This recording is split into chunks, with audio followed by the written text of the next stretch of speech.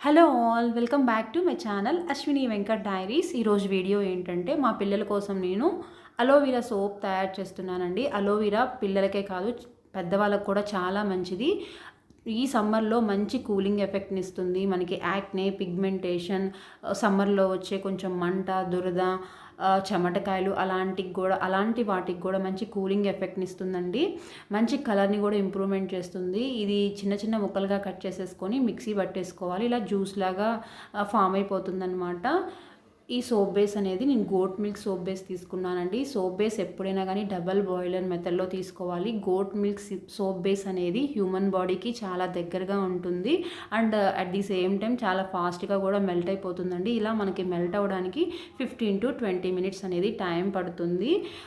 మనకి ఈ soap base అనేది డిఫరెంట్ టైప్స్లో కూడా సోప్ బేసెస్ దొరుకుతాయి. గోట్ మిల్క్ అనేది హ్యూమన్ బాడీకి చాలా దగ్గరగా ఉంటుంది అండ్ స్కిన్ ఇంప్రూవ్మెంట్కి మంచిగా ఉండడానికి చాలా బాగా యూజ్ అవుతుందండి గోట్ మిల్క్ అనేది.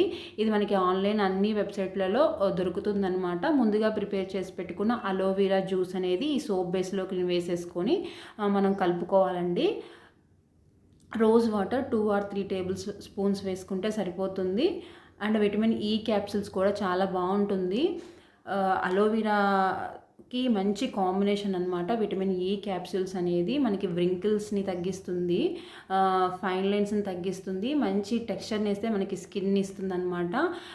మనకి సోప్ మౌల్డ్స్ లేకుంటే ఇలాగా గిన్నెల్లో కూడా వేసేసుకొని మనం సోప్స్ తయారు చేసుకోవచ్చండి. మంచిగా వస్తాయి సోప్స్.